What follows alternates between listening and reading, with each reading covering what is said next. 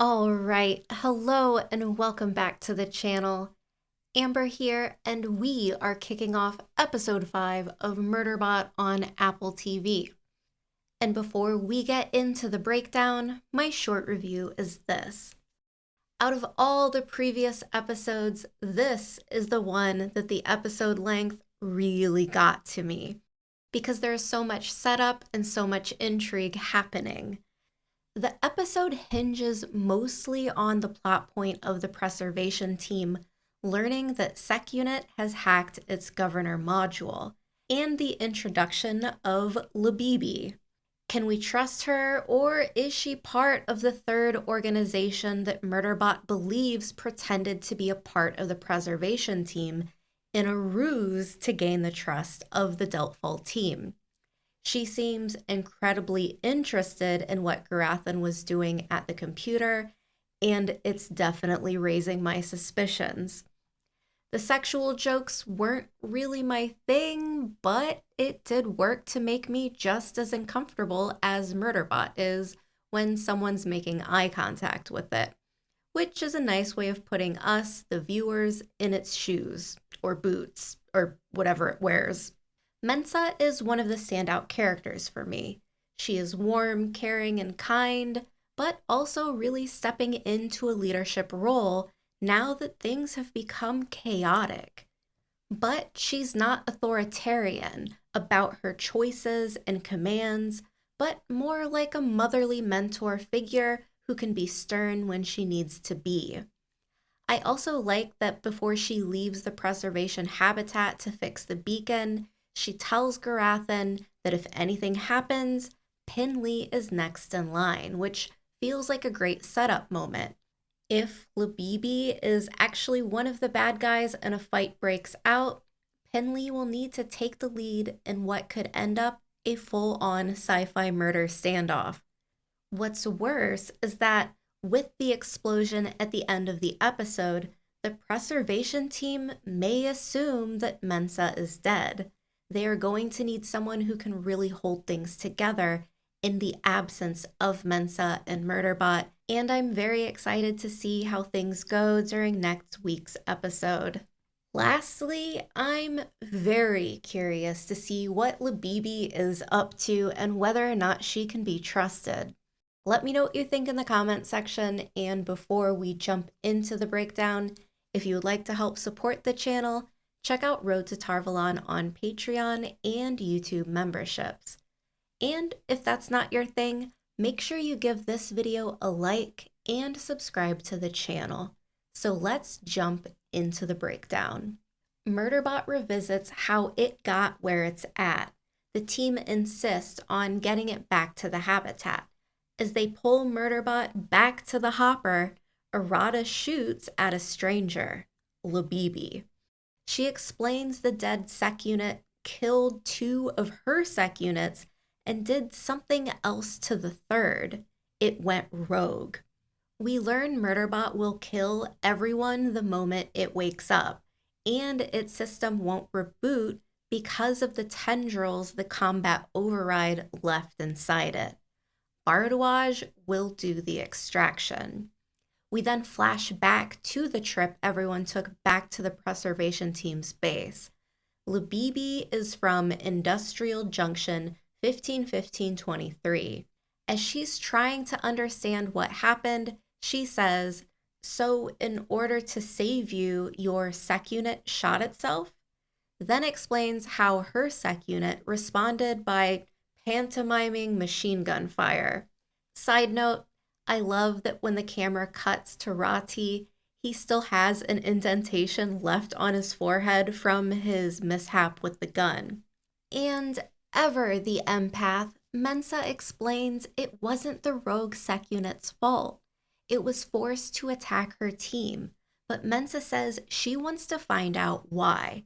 So if Leebeebee is actually one of the bad guys, she knows Mensah and her team are on the trail and have uncovered part of the truth, putting it in the line of fire.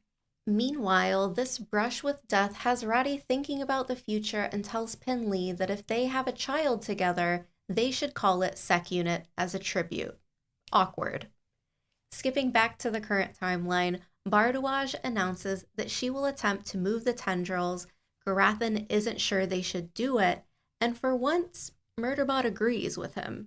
Then we get another brief flashback to the scene of carnage from Murderbot's past. Carnage it took part in. Leebeebee asks where they are from, which seems like her trying to cut the tension. But to be fair, she doesn't really just talk. She's always asking questions. She then asks what they are doing on the planet. Then Bardawaj removes the tendril and they reboot Murderbot while Gurathin searches for bad code. We skip ahead and Murderbot is in a patient gown on a chair, and it's glad it hasn't murdered them. The reunion's going okay, surprisingly okay, until Gurathin opens his mouth and ruins it. He's been poking around in Murderbot's systems and found the big secret. Murderbot hacked its own governor module, which means it's not being controlled anymore. It has free will, freedom, autonomy. And Murderbot doesn't bother denying it, just sits there paralyzed from the neck down. Gurathin then launches into a speech about how this means Murderbot's been sabotaging their mission. Bardawaj, unlike Gurathin, doesn't freak out.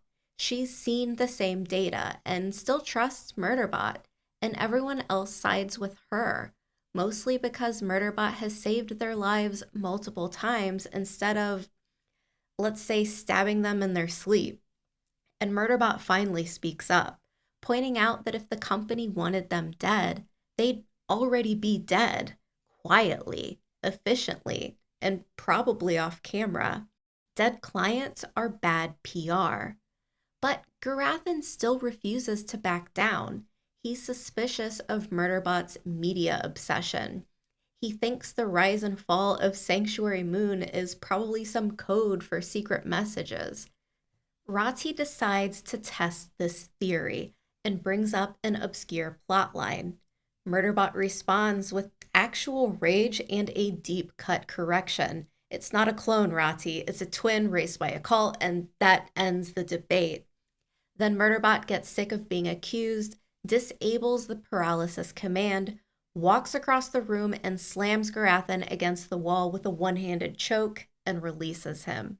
Mensah blocks the exit and promises to keep Murderbot's secret and asks it to stay with them until they're safe. They'll talk more later, she says, about options, about the future. They then try to launch the distress beacon, but it doesn't work. Leebeebee, still hovering, has no idea if Deltfall got their beacon working either. She says she was busy cleaning and surviving, but friends, I don't buy it. I find it odd that she isn't sure if her team launched a beacon when she was also there to witness what happened with the rogue sec unit. So Mensah and Murderbot decide to go to the beacon themselves and trigger it manually. Leebeebee, feeling bold, flirts with Murderbot. It short circuits a little, not built for that. Meanwhile, Mensah and Gurathin have a moment, but Murderbot barges in and shuts it down with extreme timing. We need to leave, because no one's allowed to have feelings today. Leebeebee then snoops around Gurathin unsuccessfully. In the hopper, Mensah and Murderbot talk theories. Someone impersonated their team to get close to Deltfall, probably to kill them. And it's the first time Murderbot feels like it's actually talking with someone, not just answering questions. It doesn't love it, but it also doesn't hate it. They reach the beacon, try to launch remotely, nothing, so they get closer. Mensah brings up Gurathin again, maybe thinking it's time to process the whole choking incident, but Murderbot sensors ping hard. Danger incoming. Mensah turns the hopper around, but it's too late. The beacon explodes. And that's a wrap on the episode. Honestly, this one won't be one of my top picks for best episode of the season, but we do get some fun little nuggets and a heaping dose of intrigue. I'm definitely looking forward to the next one. If you enjoyed this breakdown, make sure you check out my Meanwhile Elsewhere podcast, where we dig much deeper into the episode. Like and subscribe, and I'll see you back next time.